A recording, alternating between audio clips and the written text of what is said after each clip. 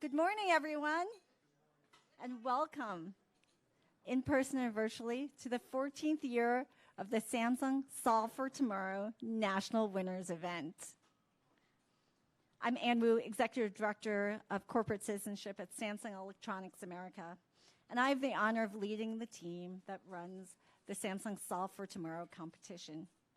We're so excited to celebrate this group of inspiring young innovators representing communities all across the country. Each and every year, it's a privilege to witness all of these amazing students to create powerful change in their communities in the areas that matter most for them. Yesterday, our national finalists were here in DC and presented on this very stage to a panel of judges. And for those of us who are in person, we spent the evening taking in the sights and sounds of Washington, DC. Let's take a quick look on how it went.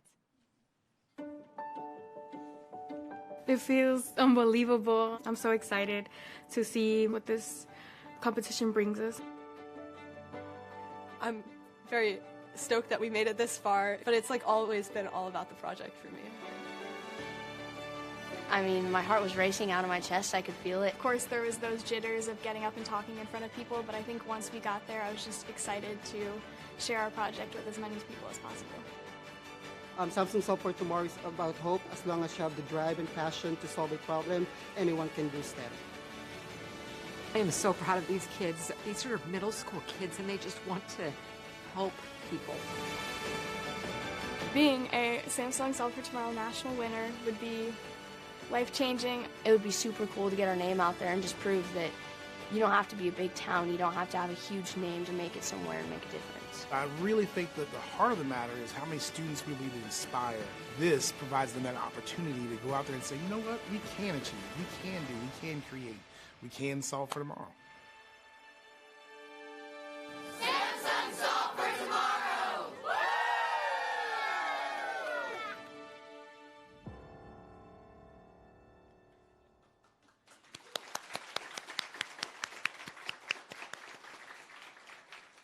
So as you can see, it's been really exciting, a fun-filled day yesterday with our time here in Washington, D.C., and we're thrilled to have everyone here at our Samsung offices here in Washington, D.C. And for those of you who are watching at home or at school, wherever you are virtually, we welcome you to our event as well.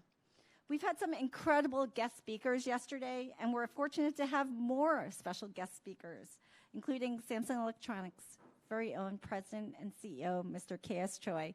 He's there in the back.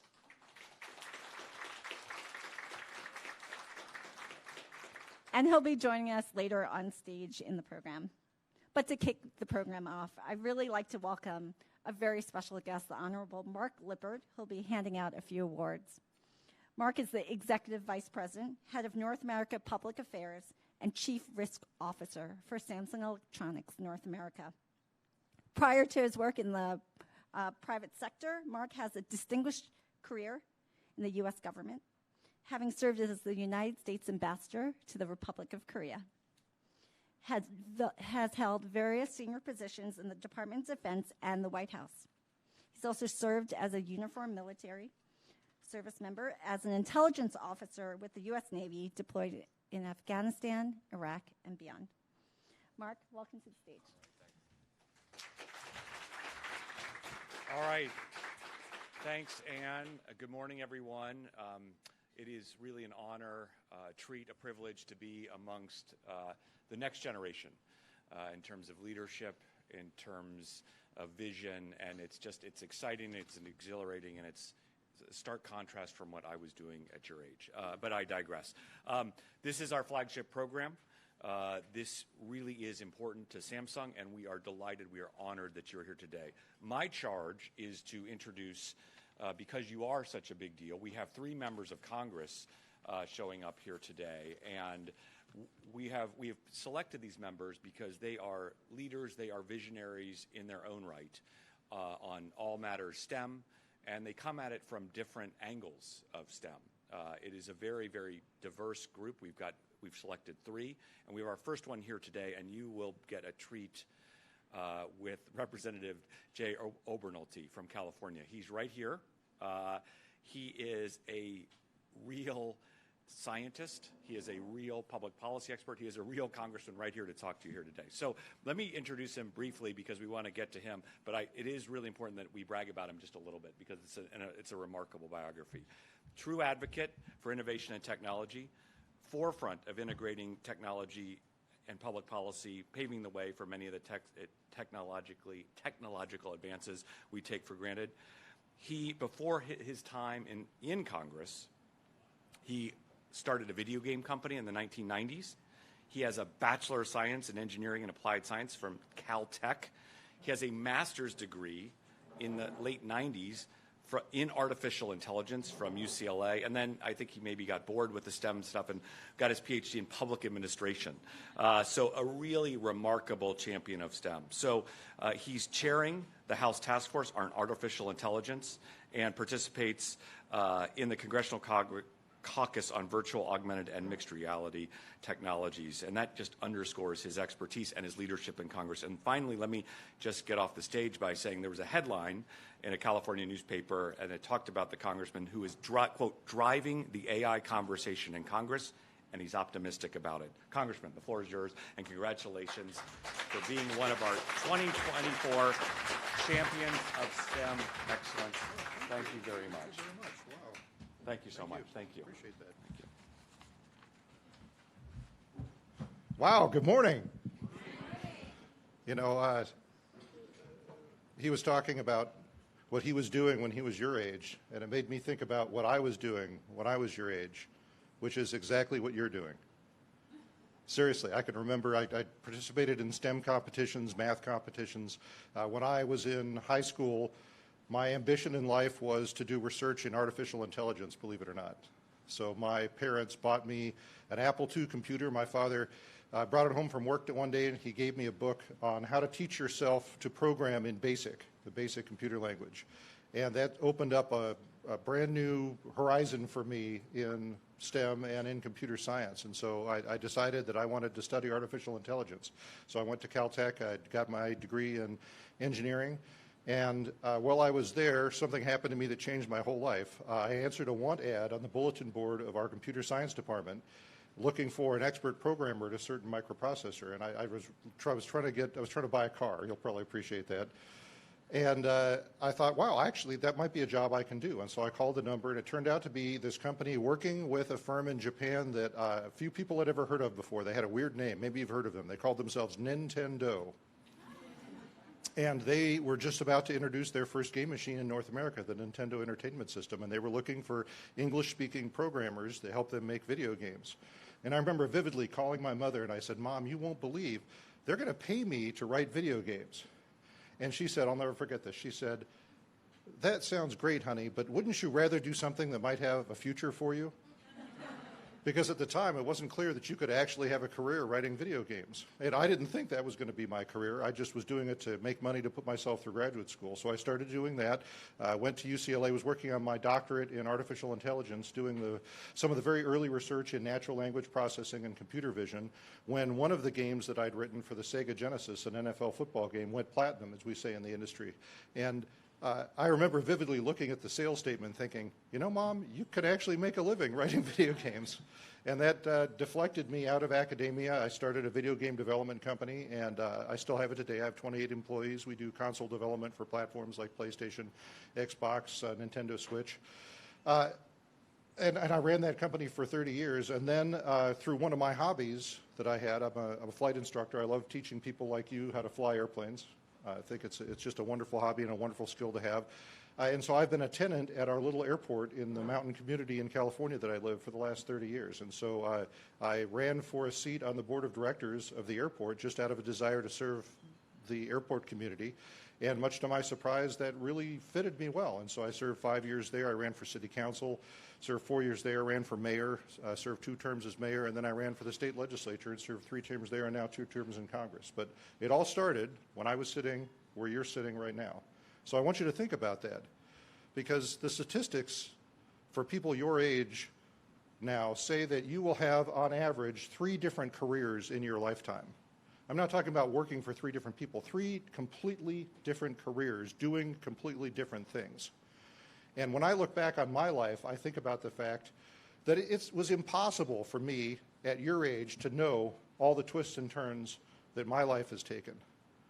So I want you to be calm about that, because it's very stressful at your age. Everyone's talking about what are you going to do, where are you going to go to school, what are you going to major in, what your career is going to be. It's impossible to know when you're at your age. Your job is to keep as many doors open to you as you can. And then when you have a choice to walk through which door, you get to pick which door that you walk through. But you don't get to pick how many doors are open to you. So just think about that. Think about the fact that right now the possibilities are limitless, right? And you have made an incredibly impactful decision in choosing to focus on the STEM fields. This is something that when I was growing up, it was new, it was sexy, everyone wanted to study STEM. Now it's not as much in vogue, which is unfortunate, because the really impactful careers in the 21st century are going to require knowledge in the fields that you're studying. So I want to thank you very much for participating in this program. I want to thank Samsung, and not only for the recognition, but for the great work that they're doing in supporting all of you and into a STEM-educated workforce. And I want to encourage you to please keep it up, because we need you. We need you in the careers that need filling here in the 21st century. We need you as informed citizens of our country, and we need you to keep our country competitive. So thank you very much for the work that you're doing. Congratulations on having made it this far, and good luck as you move forward.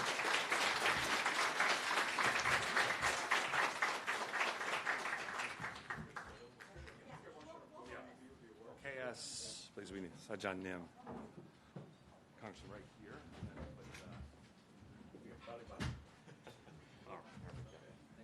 Everybody, we're ready. Oh, and then, the award. With the award. Upsoyo. We just, maybe the staff. There we go.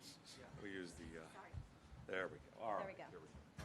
Cass, do you want to present it to the congressman for the photo? That's the most important. There we go. All right.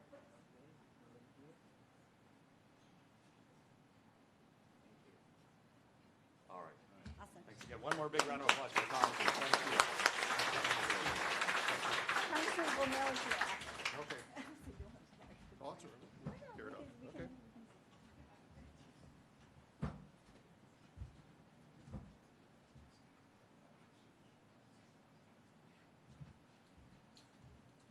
I'm not going to wear my glasses. Okay. Is there? We're going to go into the panel. Okay. No worries. Okay. Now we're going to introduce a special group onto the stage, a very special guest that we have, to talk about the importance of inclusivity in innovation. With approximately 1.3 billion people worldwide experiencing significant disabilities, the imperative for accessibility has never been more crucial. To discuss this important topic, please join me in welcoming to the stage the Chief Marketing Officer for Samsung Electronics America, Allison Stransky, Inclusive Design Strategist and U.S. Paralympian bronze medalist, Anna Johannes, and CTA Senior Director of Regulatory Affairs, Rachel Nemeth, to the stage.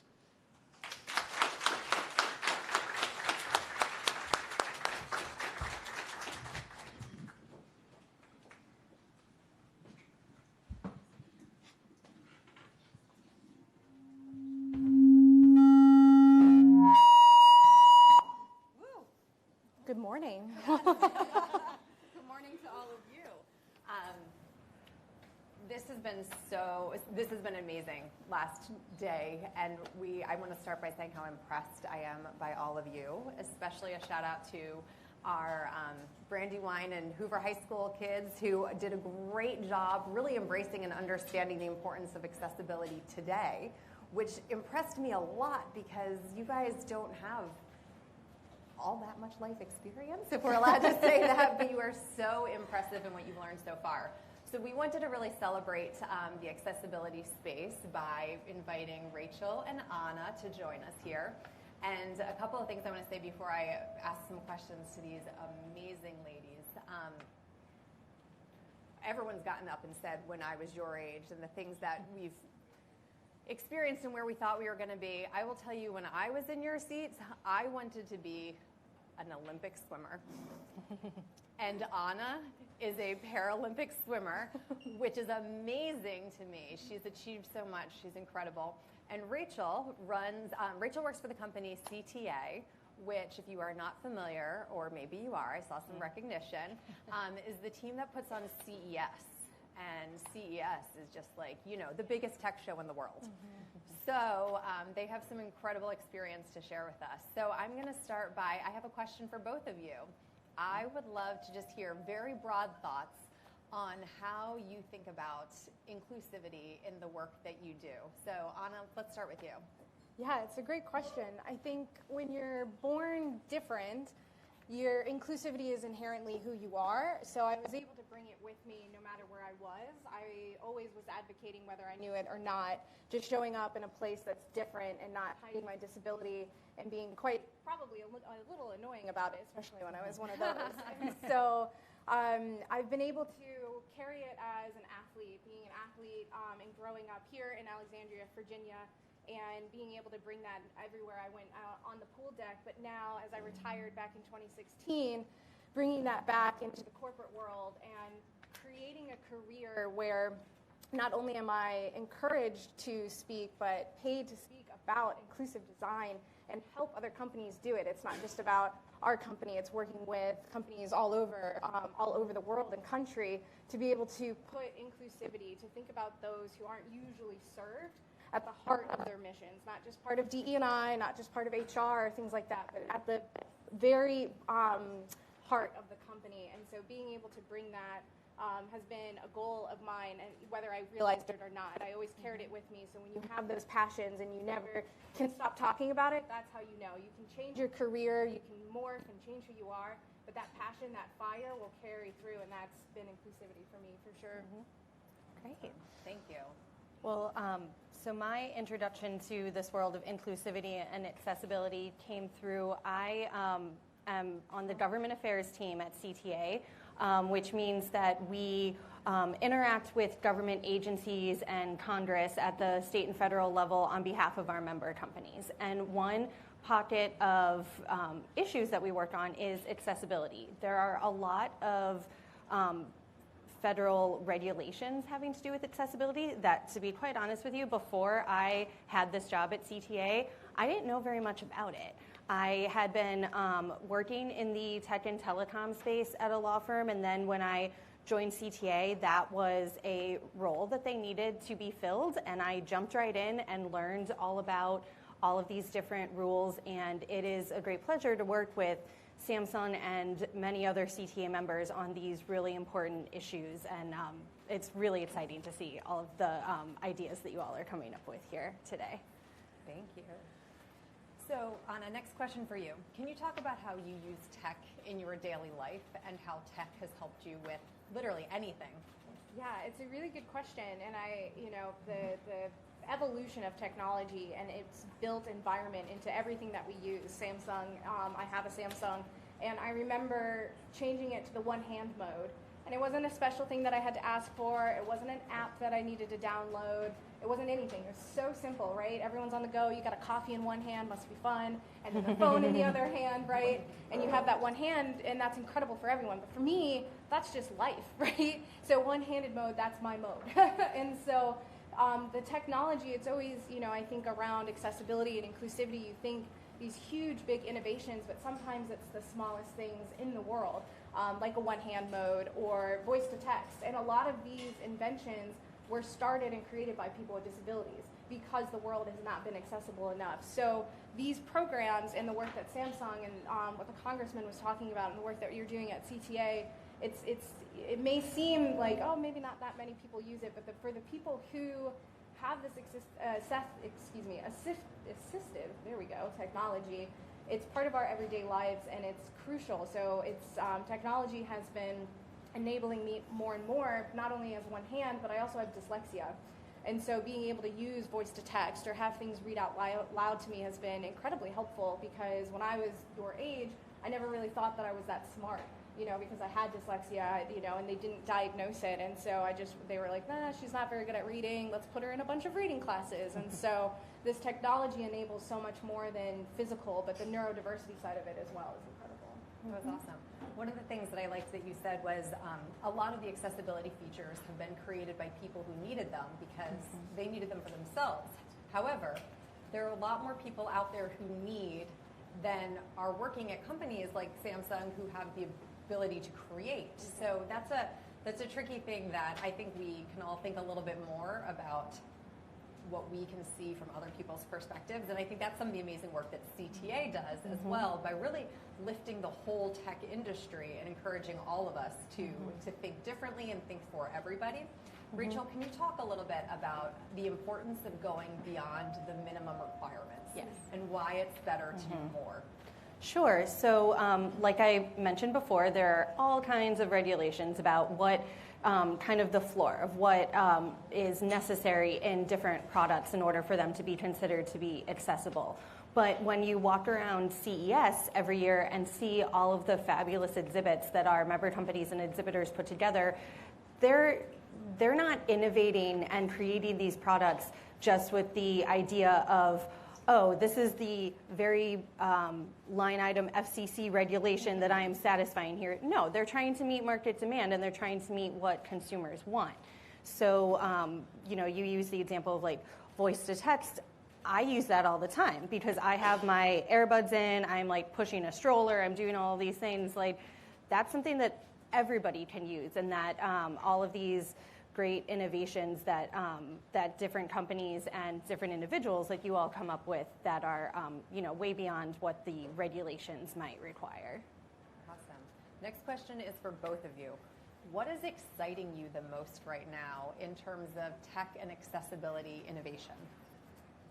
I think that there is accessibility, I think that there is. That's yes, great. that there is, right? We can't fall out of a basement, is one of my favorite expressions. So been able to go up from here, but I think it's so exciting, and the innovations that are being launched at CES are incredible, but I do love, again, the balance between assistive and adaptive technology. And then as we were talking to the schools about some of the technology, it's not just about what works only for people with disabilities, or that those universal applications. Like I said, you're holding a coffee, you need a one-handed mode.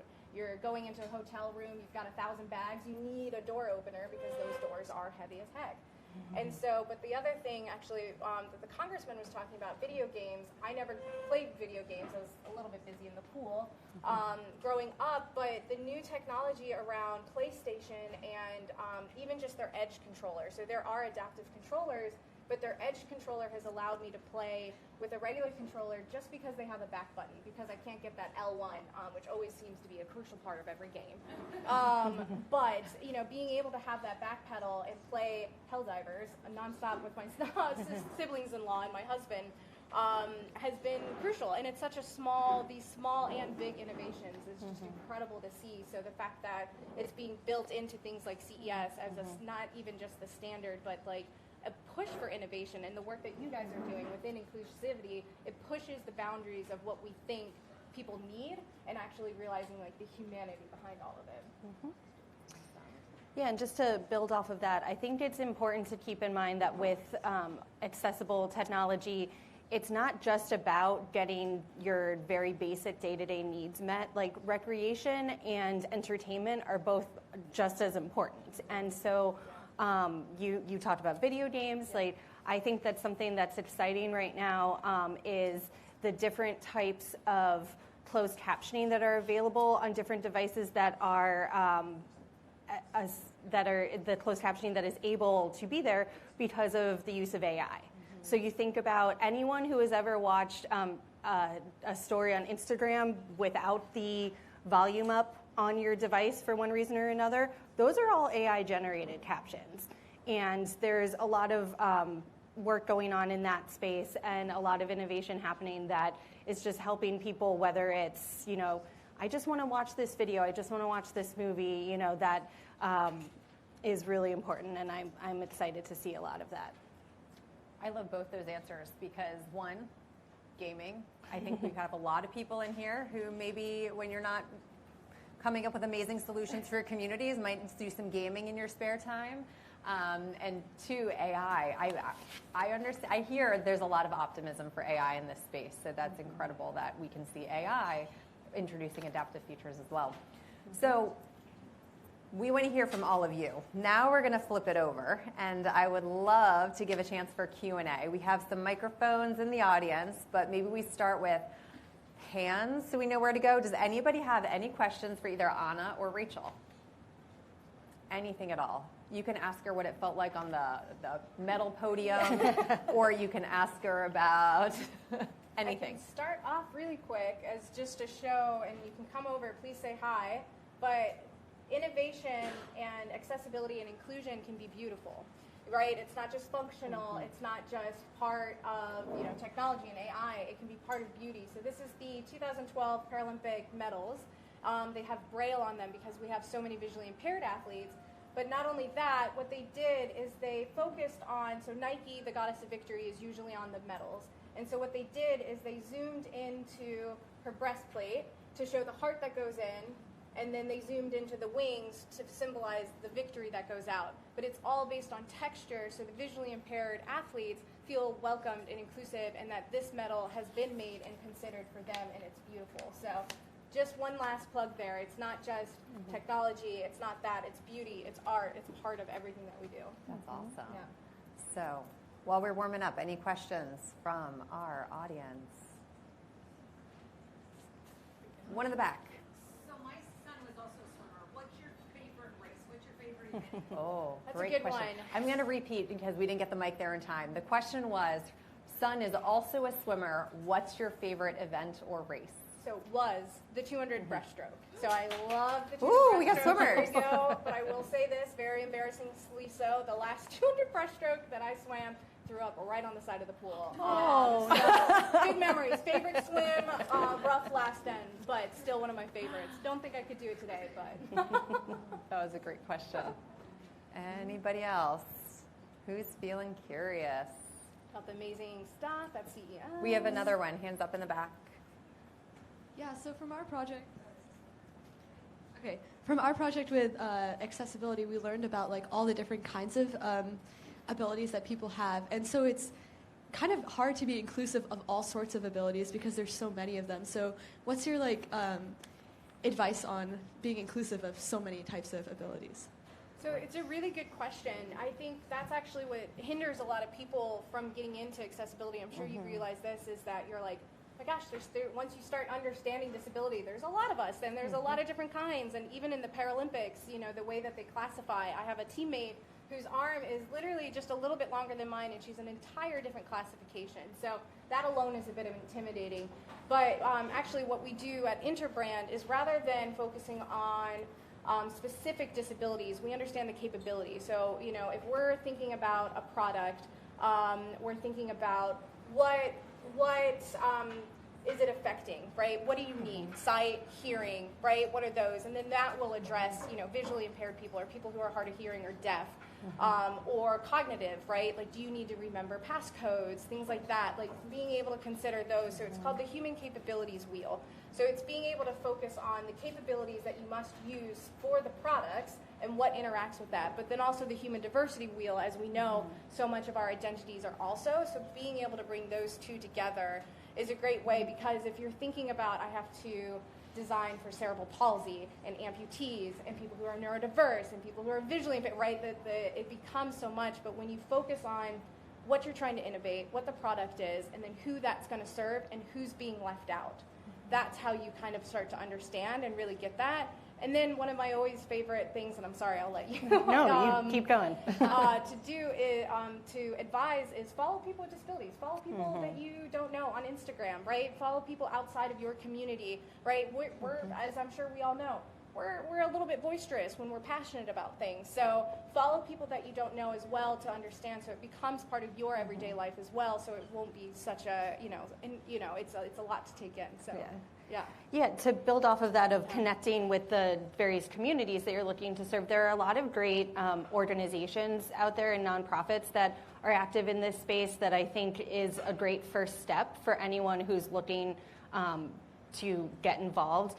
Two that CTA has worked with are the World Institute on Disability, WID, and then AAPD, the American Association for Persons with Disabilities. And I think that those are just like great places to start because those are two very all-encompassing organizations. And just like anything else, if you wanted to invent something that was for soccer players, you would look at, you know, the FIFA or whatever. If you want to invent something that serves persons with disabilities, you need to look at that community. So that's my advice there. Great question. Thank you so much. Awesome. Thank you. I see another hand somewhere. We have room for one more. One more question. Going over here. Oh, sorry, we had two. Can we squeeze in two? We'll be quick. Because we saw two hands at one Yes. time. Sorry, timekeepers. Okay. Hi. I was going to ask you, in your line of work, what you consider the biggest success so far? For those who may not have heard, in our line of work, what's our biggest success? This sounds very simple, but honestly, being hired, you know, as a person with a disability, you know, we look around the room and who's making decisions, there's just not as many people with disabilities. So being able to be in rooms like this and show and talk about disability as, like I said, in an innovation way, not in a, you know, pitying way or, you know, trying to help way, right? Things like that. Like, so just being able to be in the room and then lift up other people and talking with other people who have this mission at their heart and other people with disabilities has been like, that's truly just being here is a success. Yeah. And I would say that for CTA, two big successes are, one, the organization was instrumental in moving forward legislation to approve over-the-counter hearing aids to be sold. So that was a huge step forward for the community that's hard of hearing or deaf. And just because hearing aids are so expensive, so anytime any sort of medical device or product can be sold over the counter, that was a huge success. And then just personally, something that I've worked on at CTA is a program where we bring advocates from the accessibility community to CES every year and make sure that they are seeing all of the exhibits and all of the innovations that, that all of our member companies are putting forward. The last question up front. Mine's actually about the adaptive technology prices. Mm-hmm. With the hearing aids going over the counter, you know, it's helping drive prices down. Do you see anything else coming through CES that might start helping other adaptive technologies price drops? That's a great question. After the success of the OTC hearing aids, we've seen some similar products trying to come forward in kind of the vision space and some kind of navigational products for those with vision loss or who are blind that I could see coming to market. But there's always something new at CES. We have this area called Eureka Park, which is just for startups. And I'd say that the last few years, it's been mostly accessibility and health focused products. So they're coming. And I think what's really important is all of the innovations here, right? We've seen, and I'm sorry, I'll wrap up quick, I see the timekeepers, but being able to have this many different innovations and having more of this and having more people build on top of innovations, that's key to helping those price regulations as well, because a lot of adaptive equipment tends to be very expensive. Well, thank you both for your perspective. This was so much fun. Great to hear with you. And they're here. So if you guys have more questions, they're very happy to answer them. Yes. Thank you so much.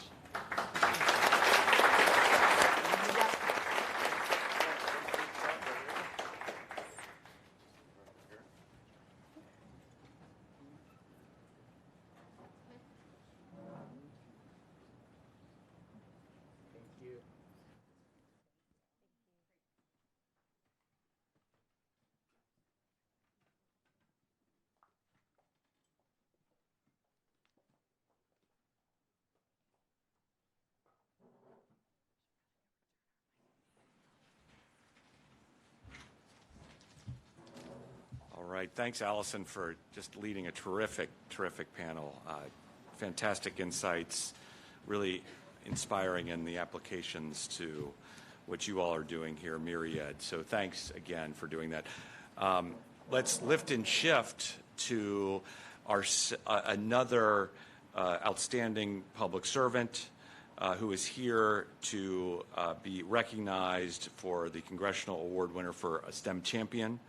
And I am thrilled to introduce not only a fantastic senator, a great friend, but also my home state senator. I'm a constituent from the great state of Minnesota, the first ever woman elected as Senator Klobuchar. Let me just brag about her accomplishments for 1 second and then bring her up on stage because it's her, obviously, that you all want to hear from. She is a prominent voice in creating digital age policies that ensure technology is fair, accessible. She's also been a fierce advocate of consumer rights, really important. Champion of STEM education, right? Kind of applicable for you all here today. And obviously we've got a Minnesota school. And one other piece, expanding broadband access to rural and underserved communities through her support of the Infrastructure Act. She is not limited to STEM. There are a whole host of other accomplishments that are way too long to list, but let me just sum up by saying Vanderbilt University did a study in 2019 and called her the most effective Democratic senator in the 115th Congress. So that's the broad array of talent she brings to this space. And let me just end by saying University of Chicago, Yale, impeccable academic credentials, impeccable public service credentials, and really one of the great champions and leaders of STEM and STEM education. Senator Klobuchar, please come up to the stage and accept your 2024 STEM Award. Thank you so much. Wow, thank you. There you go. Here we are. Here we are. Don't drop it. That's right. All right, Okay. thank you. All right. Well, thank you so much, Mark, and thank you all. It's great to be here with this incredible group, and thanks to Samsung. I'm a big believer in these Samsung frame TVs. I have tricked many senators about whether it is artwork or a TV, and about half the time they get it wrong. I'm like, "You like my new art piece?" They go, "Where did you get it? It's so cool." It's a TV. And I also want to acknowledge these incredible the incredible panel that we just heard. It was just inspiring for me, especially as someone that had to take, in middle school, had to take pollywogs 3 times because that's what we called the beginning swimming team, because I was afraid to go in the deep end. And now I'm really in the deep end. But eventually I got in the deep end and was able to move on into swimming. So it was really great to hear their stories. I first want to mention Stillwater Middle School. Where are you guys? Yay! They are one of just 10 Solve for Tomorrow national finalists. And I was blown away by their prototype for a new light to cut down on light pollution to save birds. That's a pretty neat thing. Thank you for your work on that. And Go Ponies. They are really they're a sort of a sports school thing right now, although Minnesota is really focused on the Timberwolves basketball team because we've never had a basketball team that's in the finals, but we love our high school and middle school teams as well. So my state is a state that brought the world everything from the pacemaker to the Post-it note. And we believe in innovation. We believe in making stuff, inventing things, exporting to the world.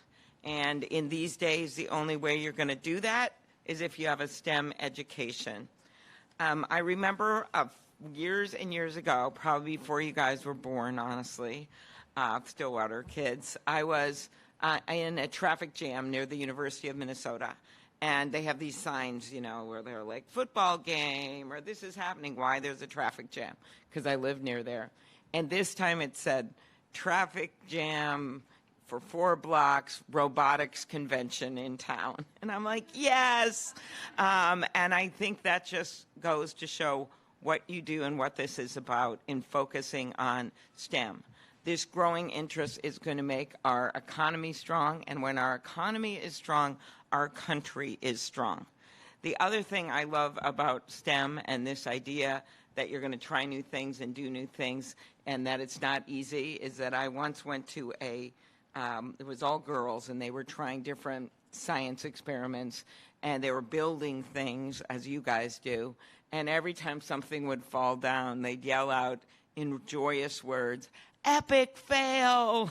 And their point that they were making is that you can fail sometimes to get to the right thing, right? that you've got to try things, you've got to do things. And I think that's a great metaphor for life as well, is that it's not always easy to get where you're going.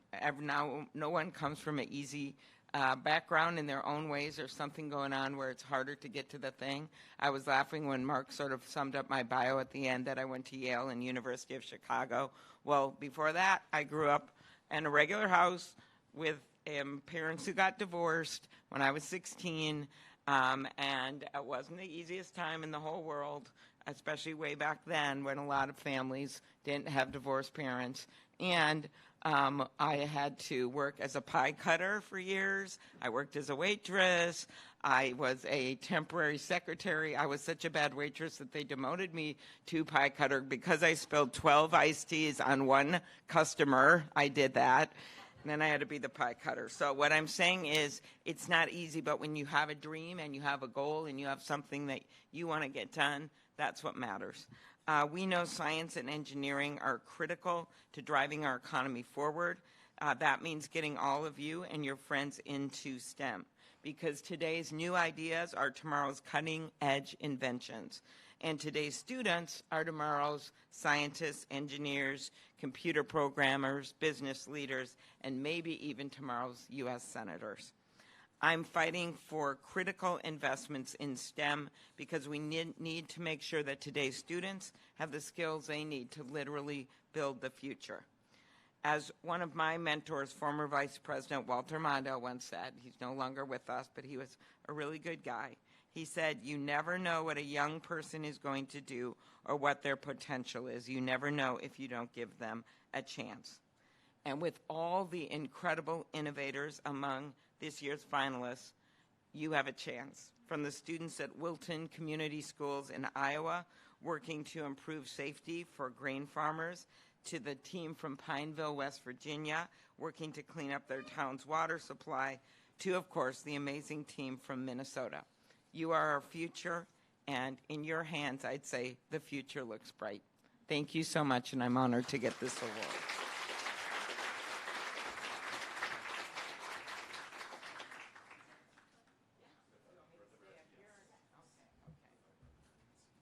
Okay, great. Korea doesn't count unless there's a photo.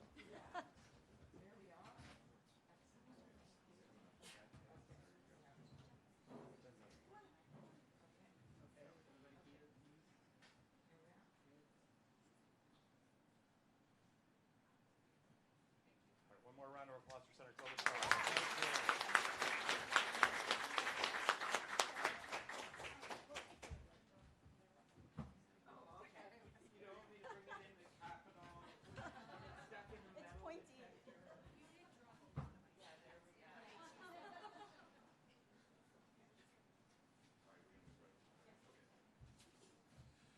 All right, thank you, Senator Klobuchar. Big shout out too for Stillwater as well. I drive through there a lot. I live in Victoria. My son plays hockey kind of in the area, so we go through there a lot. And home to the current VA Secretary, Dennis McDonough, as well. So lot happening in Stillwater. So really appreciate it. And so let's pivot to our final, our three of three, but we saved the best for last, let me say on the record, for our final Congressional Award winner for being a STEM champion. It's really a privilege and honor to welcome back this Congresswoman, dedicated servant of the great state of Delaware. Obviously, that's the President's home state. And when you look through her bio, you could sum up the way her career comes at STEM issues. Really, she sits at the intersection of science, technology, and society, and it is remarkable. She is on the House Energy and Commerce Committee, which is instrumental in shaping national policy on technology and the digital economy. She really works hard to ensure that technology serves as a bridge, not a barrier. And she has done remarkable things in terms of serving as a state health official, state secretary of labor. She was in a leadership role at the Institute for Community Inclusion at UMass Boston. So remarkable background into which she brings this STEM experience. So let me just wrap up and say degrees in international relations and urban affairs, public policy. I mean, it is remarkable. Congresswoman Lisa Blunt Rochester, please come up to the stage and accept your award. The well-deserved award, I should add. Thank you. Thank you. No, my pleasure. Let me just put my paper there. I didn't do that smoothly. Yeah, really quickly. Well, Speaking of. too much wind. Yeah. Well, All righty. we're just dealing with the paper first. Yes. Let's get the paper. Sequencing. We're doing it like the Apollo 13 moon launch. We gotta sequence it right. There we go. Now we're paper, now photo. All right, thanks so much. All right, Congresswoman, the stage is yours. Thank you. Wow, thank you. Thank you so much for that introduction, Mark, to KS.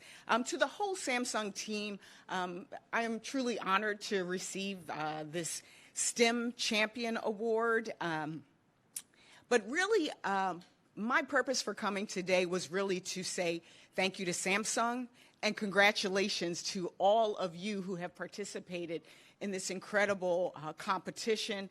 As I thought about coming before you, the introduction sort of put all of these pieces of my life together. But I think in this moment, some of the challenges that we face require innovation. This moment requires creativity. It requires collaboration. And so the work that all of you are doing at Samsung to deal with some of our greatest challenges, but the things that you all have come up with in a creative way, I think gives us hope in this very challenging moment. I started a bipartisan future of work caucus in Congress because I felt that we as policymakers were kind of behind on what was happening. I mean, machine learning, artificial intelligence, AI, these things are already happening. And in order for people to not get left behind, I wanted us to lean into it instead of lean back. And what I love about young people is that you are more fearless. Even when you're afraid, you're more fearless than we are sometimes. And so some of the projects that you have come up with are very, very inspirational to us and are exciting to us. I was listening to Senator Klobuchar talk about her life experience, and I thought back on the fact that I come from a family of engineers. My sister is an industrial engineer and has done chemical. My brother is a nuclear engineer. My late husband was a mechanical and aerospace engineer. They are very smart people. I am not an engineer, but what I stand before you as is hopefully a champion for engineers and for those of you who are in STEM and in STEAM. I don't know if any of you believe in STEAM, but personally, I believe in STEAM. I like to add the arts to it as well because that's important equally. I have legislation that focuses on things about the future of work, everything from a bill on AI literacy, because a lot of people don't even understand what AI is and how it is used in our lives. But I also have a bill on immersive technology, using AR and VR glasses. Some of you, anybody out here have an AR or VR glasses that you use? Please raise your hand. Just show me some love. Show me a little bit of love. All right. I see you over there. I see you. Well, for me, as the member of Congress, I actually, in my state of Delaware, got to go and put on headsets and stand inside of a skeleton at our healthcare system and to see the spleen and the heart and know that we can be training people on this. I got to go to a construction working with union members, and I put on VR headset, and I was able to do welding and be able to do it in a way that didn't burn down the building because I was really bad at it. So it's really important that we find ways to not just do gaming, but we could also train people. I'm very excited about what the projects are here today, and in particular, I'm excited about our Delaware contingent. Where are my Delaware folks? Where are my Delaware? There they are in the back. Please show the Delaware team from Brandywine High School some love. I am immensely proud of them. As I was thinking about it, the actual mascot is the Bulldogs, Brandywine Bulldogs, right? Yeah, I see the power over there, yes. And I don't know if you guys knew this, but my two sisters, I'm the oldest of three girls, both of them attended Brandywine High School. Yes. Not only did my sisters attend Brandywine High School, I sent my children to Brandywine High School. And so Brandywine is very close to my heart, and I'm so proud of what you've been able to accomplish. And for those of you, I think everybody in this room may know, your project was so special. We mentioned UMass Boston as a job that I had, and that job was about the inclusion of people with disabilities into the workplace, into healthcare, into life. And so their project, for me, where they worked with special education teachers to provide tools to them using games to help students with disabilities to really be able to be included, to be a part of, to learn. And so I am so proud. And the reason why that's important is because even as you're doing the work that you're doing, there's a thing that we used to call universal design. When you design things, making sure that you look at all of us and not just some of us, it has impact on all of us.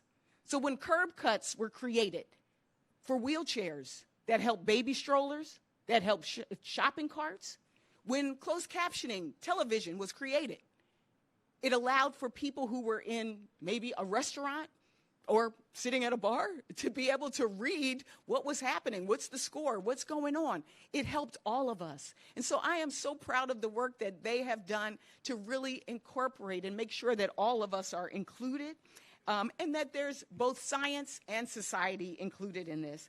They have earned the Rising Entrepreneurship Award because they're also doing it in a way that can be taken at scale and to market, because that's the other thing. This also helps our economy.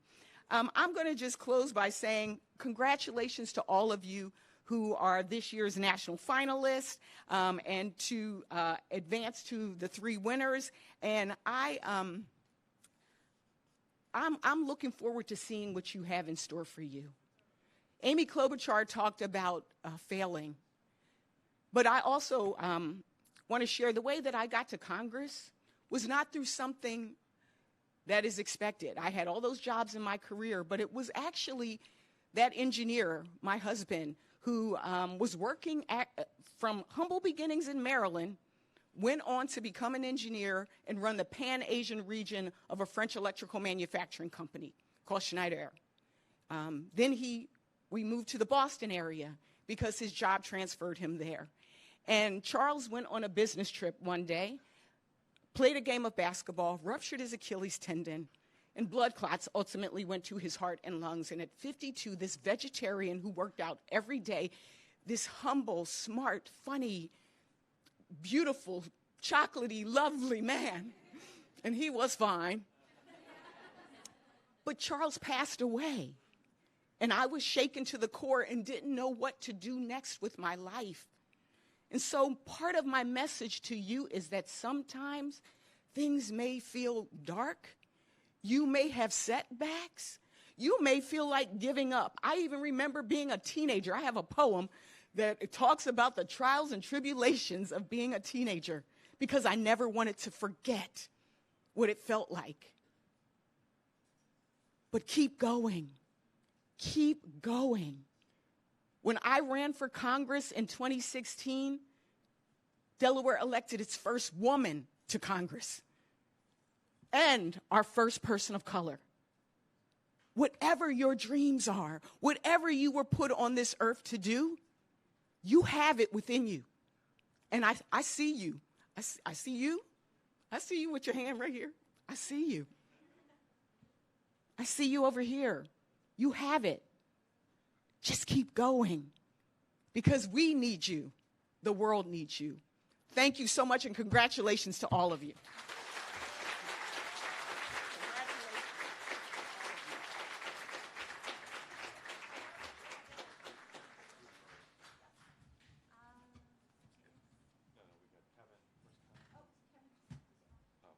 We're waiting for our North American CEO. There are.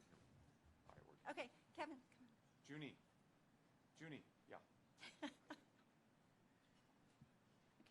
Mark, if you can move a little to Yes. The right? You might notice the Delaware team is all women. I usually don't give us, I'm just saying. I usually don't give a speech without quoting Beyonce, so who run the world? Girls. One more round of applause for that. Yeah, come on, yeah. All right, photo. Doesn't count until you have the photo. Or, you know, so.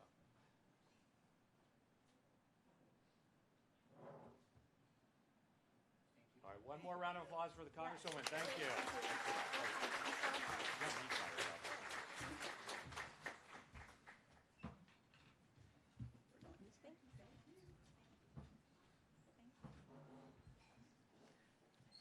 Wow, I think we have just an incredible, we've had an incredible set of speakers and guests. Thank you so much for coming. I also have realized as we go through this program how many amazing women have been part of the program, both as girl teams, but also some fantastic speakers and guests here with us this morning.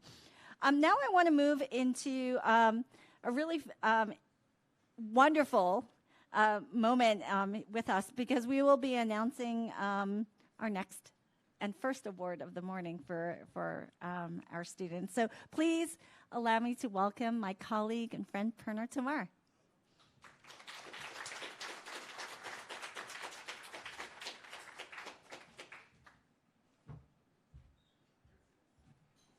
Thank you, Anne.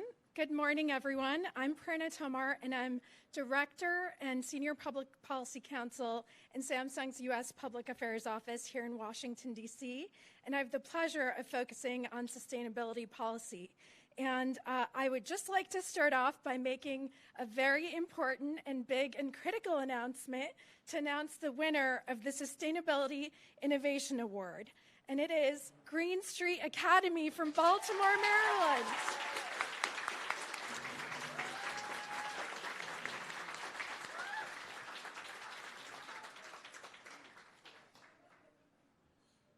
We will invite you up momentarily to receive your award.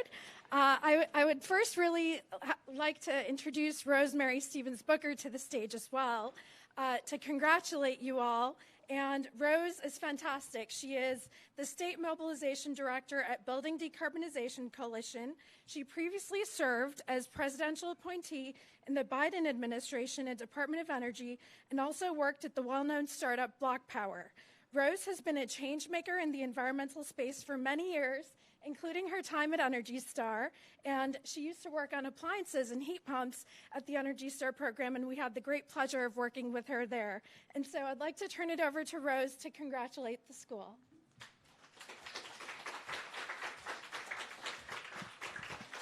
Thank you, Perna, for the kind introduction, and good morning to you all. Honorable guests, and special good morning and congratulations to Green Street Academy from Baltimore, Maryland, for your biodegradable sargassum-based project. Not only was this project innovative, it was entrepreneurial.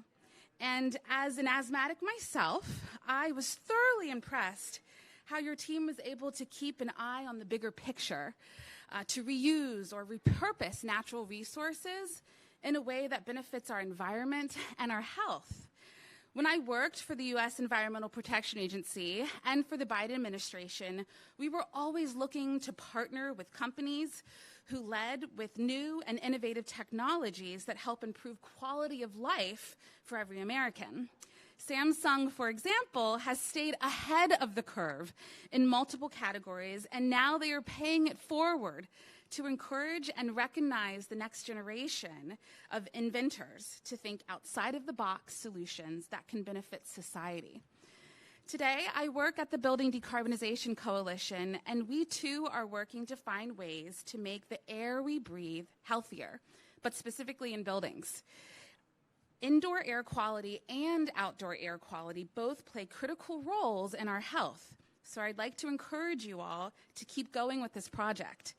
Keep meeting with your elected officials. Keep raising the awareness on the outstanding alternative approach to single-use packaging and products, so that one day, after high school, after college, when you have your first job, and just dream with me here, and you're moving to your first fully decarbonized apartment, you unwrap your 65-inch Samsung TV, and tightly encased out of your own sargassum-based packaging. Can you see it? Can you see it as clearly as I can? I hope so. That's a challenge to an upcoming partnership. Once again, I want to congratulate Green Street Academy on a job well done. And with that, I'll turn it back to Prerna.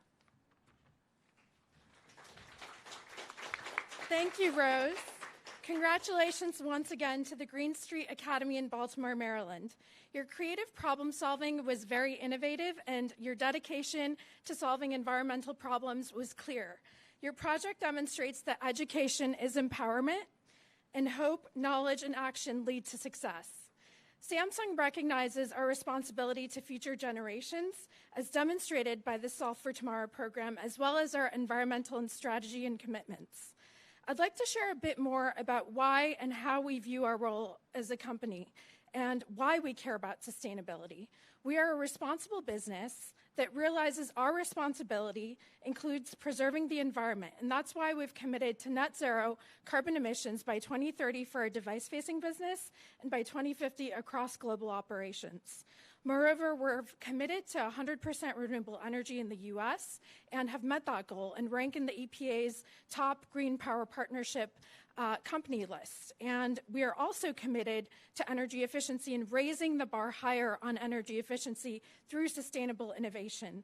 And I just wanted to add one personal anecdote, which is when I was in 6th through 8th grade, I also participated in some problem-solving competitions. And those competitions have left an impact on me till this day. And I just want to say that please, all of you, treasure your day today.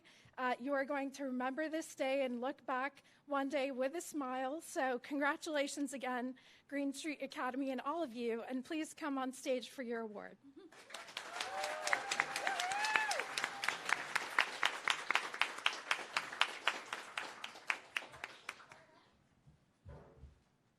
Congratulations. Congratulations. Hi, congratulations. Congratulations. Oh my gosh, you're already taller than me. I'm wearing heels too. Let me get on this side. Thank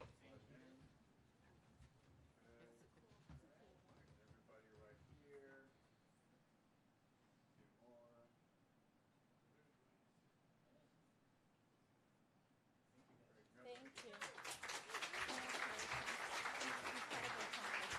Thank you, thank you. Congratulations. Thank you. Great leader. Thank you. Great leader.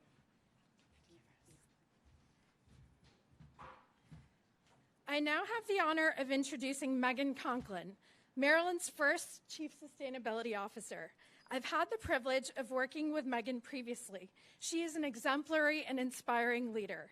Megan has more than 20 years of experience in climate change, environment, and energy policy, having served in senior roles in the Obama administration, the U.S. Senate, and the U.S. House of Representatives. As Maryland's first Chief Sustainability Officer, Megan collaborates with internal and external stakeholders to coordinate efforts and resources needed to design, implement, and track progress towards the state's nation-leading environmental and climate goals. Megan is working hard to help meet the state's climate goals on time, including reaching net zero emissions by 2045. These are the very actions that our country needs to preserve our environment. So with that, I'll turn it over to you, Megan. Thank you for being here.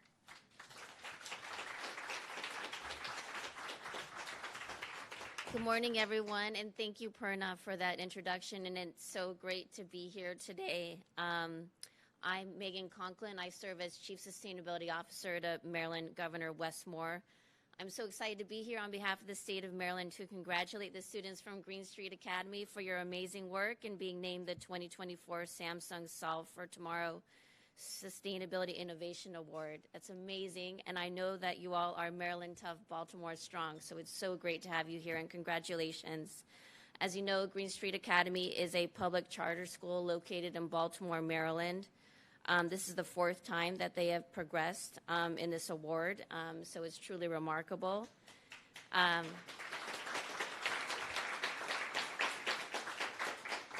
You may know that in Baltimore, one of the local sources of power generation is an incinerator, which leads to air quality environmental justice, and other problems for surrounding communities near the Academy in Baltimore. To address these air quality issues caused by the incinerator, the students at Green Street Academy investigated what was being burned at the plant. They discovered that plastic bags, paper, and cardboard were major components of the trash that's being burned by the incinerator. So coming up with all the research that they conducted, they discovered that sargassum, a seaweed with similar properties to grass, is a major issue for Gulf Coast residents. It's becoming an increasingly costly nuisance for Gulf Coast communities. And so Green Street's solution was to solve two problems at once: use the sargassum to make sustainable bags, paper, and cardboard, which will clean burner at the end of its life and cause less air pollution issues in Baltimore. This is a remarkable way of coming up with two problems to make a solution. I think it's such a great, innovative idea. As a mom of two boys, I'm just so proud to see all of you and all the work that you've done here today. So on behalf of Governor Moore, who's also a Baltimore resident, very proud as well, I want to, on behalf of the state of Maryland, congratulate the Green Street Academy from all of your great work, and I look forward to hearing more about what you're doing next. Thank you.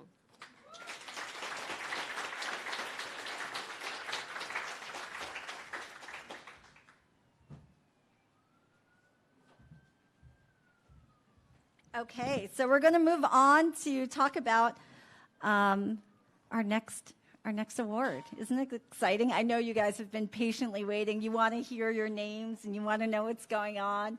But, there's so many people here who want to congratulate you and be part of your experience here in Washington, D.C. So I hope it's been a great morning so far, but let's get back to handing out some awards. Okay, at Samsung, we really have an opportunity to work with content creators whose job is to enrich our lives and really expand our digital world. And so we're so excited to have one of our influencers from Team Galaxy here with us this morning to present the Community Choice Award. Nancy J has been a content creator for the past 8 years and worked with the Samsung team for the past 3. She's passionate about dance, traveling, and enjoys the influence to giving back back to the community through her Nancy J Gives Back project. And fun fact, like many of you, she was on a robotics team in high school. So please give a round of applause as I introduce and ask to the stage Nancy J.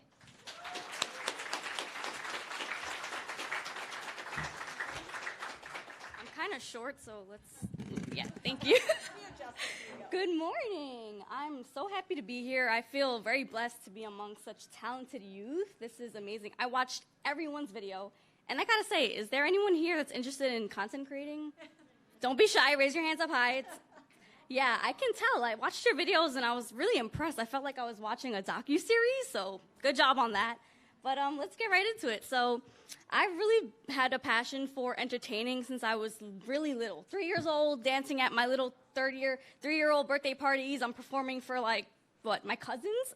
But so I've been a content creator for 8 years, and my goal as a creator is to reach a wide audience, sharing my culture and authentic personality, inspiring others like myself, and just pretty much to diversify the industry. And fun fact, another fun fact, I'm born and raised in the Bronx, which is in New York. So shout out to anybody here from New York. My parents are from Guyana. I don't know if anyone knows where that's from. Does anyone? Oh, yeah, are you Guyanese? Awesome. That's a first, because usually I'm in a room, no one has any idea where Guyana is. It's in South America, but culturally, it's part of the Caribbean. So shout out to anyone else from the Caribbean if you're here. Growing up, like I said, I've always wanted to entertain, and I have a very big personality. So that made it easy to kind of get into content creation. But I do have my bachelor's in criminal justice. So I've always kind of wanted to make a difference in my community, and that's always just been a goal of mine. So social media kind of just happened for me. I always posted dance videos, cruise content. I love to cruise. Anybody like cruising? Anybody been cruising? No one? 2 people, 3 people, really? You guys got to get on a cruise. I've always been into cruise content and lifestyle content, just sharing my life, not as an influencer, but just my normal day-to-day, and people really liked it. I was kind of shocked. I'm like, oh, you're interested in me? Okay, cool. So I started kind of posting, and I joined TikTok during the pandemic, which was a really good thing for me. Like, that kind of lifted my content creator career. I got a really positive response from people, and it made me just want to keep going. It inspired me to kind of take this a little bit more serious and kind of see where I can go. And here I am. So awesome. In 2021, my following began to grow. So I decided that I want to use my platform, and it's not a huge platform, but it was something in 2021. And I decided that I wanted to start something called the Nancy J Gives Back Project. So I reached out to some of the brands that I was working with, and I was still kind of like growing, so it wasn't like so many. I didn't have like a big brand list, but I still reached out and tried to find someone who kind of can jump on the mission that I had, which was to be able to give back. What I started to do was look at communities around my area, whether women's shelters, homeless shelters, even schools. And what I did was reach out to those brands and ask, hey, would you like to join me in this project and send over some, whatever it is, cream, lotion, sanitizers. This was actually, right after, pandemic was still happening, but right after. So I was getting wipes and sanitizers, all that fun stuff. Worked with a company called Everyone. I don't know if you guys know the hand sanitizers from Everyone. But I got a really good response. We had, at the time, Adrian, my partner, he was living in the basement next door to my house. So the basement was full of boxes. I was really shocked at the response that we got. We got so many boxes from all these brands. I put together 100 care packages. I was expecting like 20, but 100. And I was able to share that to my community, and from that, I just wanted to keep going. But let's move on to, because I'm running out of time, let's just move on to my last piece of advice for creating content. Collaborate with your peers. So if you guys who were, raised your hands that were interested in doing content, I think the STEM is a great way to start. There's a lot of people that would be interested in kind of, you're educating your audience, so it would be a great place to start. Collaborate, show more of what you guys are doing in your robotics team. I love it. That would be awesome. You guys already started with those cute little videos that you guys put together. It was awesome. But let's just move on. Each year, the Community Choice Award is run through the public online voting so that communities can rally and vote for their favorite project. For the last 4 weeks, all of our top 10 teams have been enlisting support, hoping to get the word out about their innovation. Not only does the winning school walk away with the accolade of a Community Choice Award winner, but they also take home an additional $10,000 in Samsung technology and supplies for their school. So with that being said, congratulations to Stillwater Middle School from Minnesota. Please come on stage to receive your award.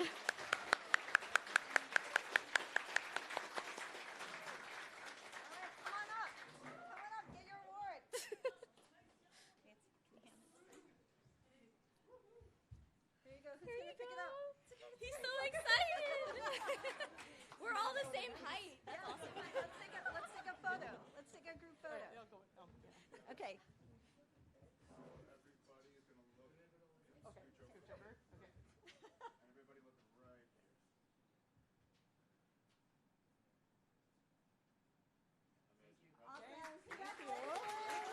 Congratulations.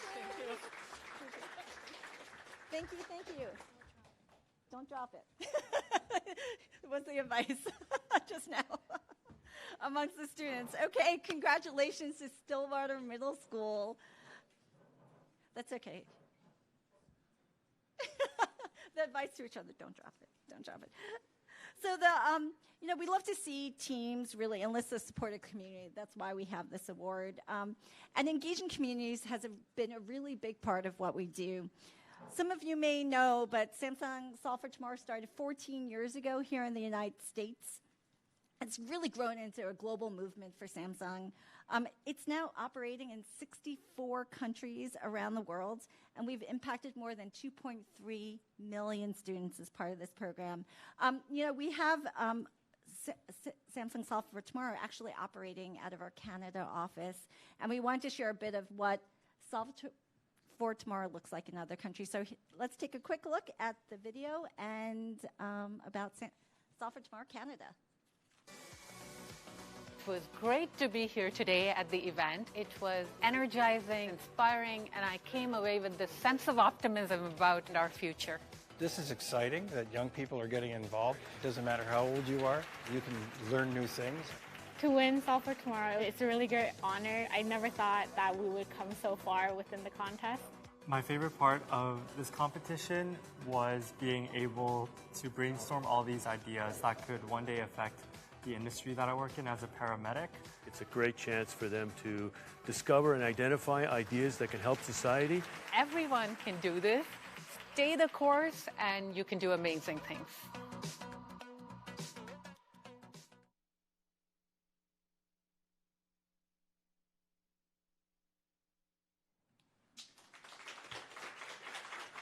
Okay, so let's move on to the segment you've all been waiting for, which is the National Winner segment for 2024. I talked to a lot of the judges last night, and they had a really hard time picking amongst the amazing presentations that you all have had. And as I said at the beginning of the event, fortunately, unfortunately, we have 3 national winners in the competition. But I personally just want to give a moment to say how awesome all of you are and how proud I am of all of you. But at this point, I'd like to ask our Samsung Electronics America President and CEO, K.S. Choi, to join me on stage to announce this year's winners. K.S. Choi started at Samsung as a software engineer. Over his 34-plus year career, he's held many important strategic and commercial roles in the company, sharing Samsung innovations with customers in the United States, Europe, and South Korea.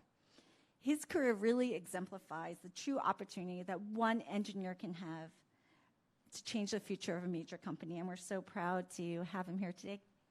K.S., will you join me on stage?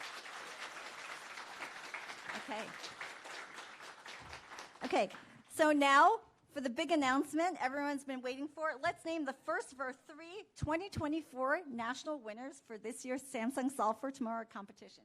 All right, our first 24 Samsung Solve for Tomorrow national winner is Brandywine High School from Delaware.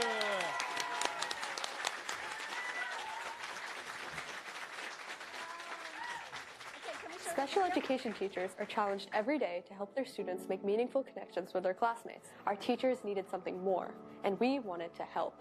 At once, board games came to mind as a perfect solution. To fill this huge gap in the market, we designed universally designed Chutes and Ladders and Connect 4 inspired board games that use adaptive buttons, lights, sound, a high contrast color scheme, and multiple modes to accommodate a wide variety of abilities. It was kind of crazy. It was like I went out there, I was a little nervous, but then I stood there and it just I calmed down and we hit every line. It was super fun. Being part of the Solve for Tomorrow program from Samsung has been an incredible experience for all my students, really. I mean, I think it provides an opportunity for my top students, like year 4 students essentially, to really shine, to really show what they can do, and to be leaders and mentors to the students that are coming up for the first, second, and third years. Being a Samsung Solve for Tomorrow national winner would be life-changing, especially as women in STEM, being able to bring home this win and provide our school and our district with this Samsung technology that can hopefully help other girls in STEM kind of pursue these same life-changing projects and help their communities. It would be everything. Thank you. Another round of applause for Brandywine High School. Okay. Brandywine High School, we just want to say thank you so much for demonstrating your commitment to the accessibility community, and really, we love the idea of making play accessible for everyone. So congratulations on being one of the national winners this year. Thank you. Another round of applause. Okay, we're going to have you come down on stage. Thank you. Okay, for our next national winner. All right, second national winner goes to Hoover High School from Alabama.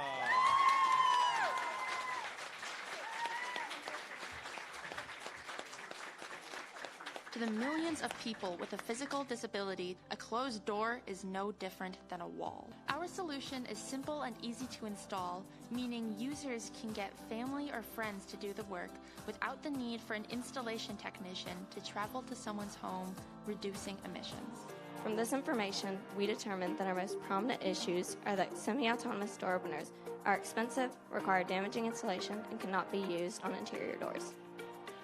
We wanted to tackle this issue like a business startup by using Stanford's D-School design process. Our hallway is on the same hallway as the special education, and every day walking to my class I would see those in wheelchairs or those with tremors and muscular impairments. I saw them struggle to open doors, and I'd always have to see someone come help them, and they looked like they wanted to do it themselves. I was very nervous to see them go on the stage, to be honest with you. I kind of closed my eyes for a bit, okay, I have to say. But they did great. Being a Samsung national winner would be even better. The Engineering Academy itself would see a large growth being in this competition, and we would be able to use a lot of this tech to help teach more people about STEM, about engineering, and hopefully make this STEM group at our high school a lot larger.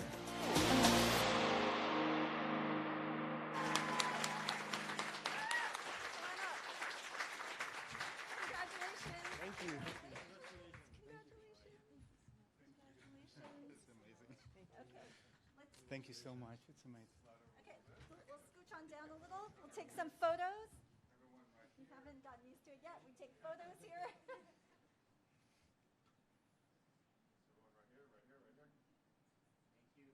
Okay, another round of applause. Okay, congratulations to Hoover High School. Amazing project and amazing message. Okay, the last national winner for this year's 2024 award. So, third winner goes to Princeton High School from New Jersey.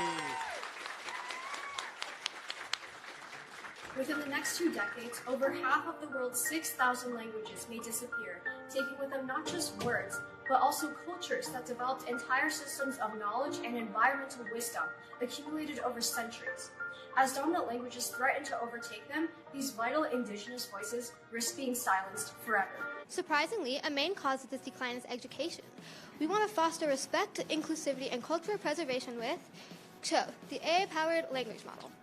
Our main product is Joe, and that's supposed to be teaching people how to speak the language, maybe for English speakers, but for mom speakers, it would be preserving the language. I thought from a psychological perspective as well, how can we make show as non-threatening as possible so that people's social stress when learning show reduces as well. So there were many components we all put together to make show. So cool. We tested the robot lots of times, but there was always still this doubt, like what if it just suddenly fails on stage? But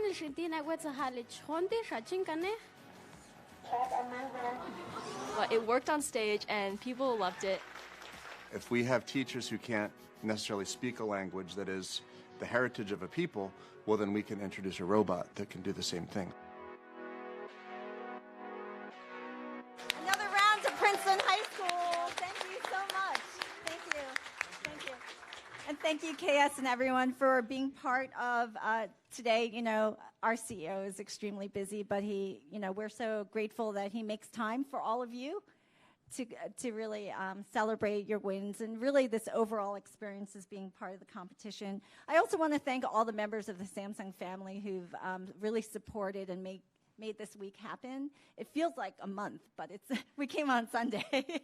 And so it really is an effort of a lot of people, including alumni and mentors and all the folks here in the Washington, D.C. office to make what is this really intense experience, really special for all of you. So a special thanks to all of them. And we really love keeping in touch with all of you, to hear your stories, to hear how you continue in STEM, where you go to school, and just your experiences in life really help us tell great stories. And we are always in support of your growth in STEM. And for everyone watching the live stream, we also want to thank you for sticking with us. A lot of great programming, but we hope that while you weren't with us in the room, you were with us, just simultaneously viewing and seeing all your friends and family and classmates be part of this. Please follow us on social and samsung.com/solve. And really, we just want to thank you and be part and ask you to be part of next year's Solve for Tomorrow. We'll take a breather, like a day or two, and we'll start back up on planning for for year 15. My team was like, oh my gosh, really? But, you know, this is something we build from the heart. It's so important to us. It's to the company, but really meaningful. And it has been such a pleasure to meet all of you in person because we've talked to you, we've thought about you, we've watched your videos, and it's been really special to have you with us and to share time together. We want to congratulate everyone, especially the national winners, of course, as part of the experience, but all of you for being part of this amazing year. You're a part of our history. We hope we're part of yours. And we thank you for being with us this morning. Thank you.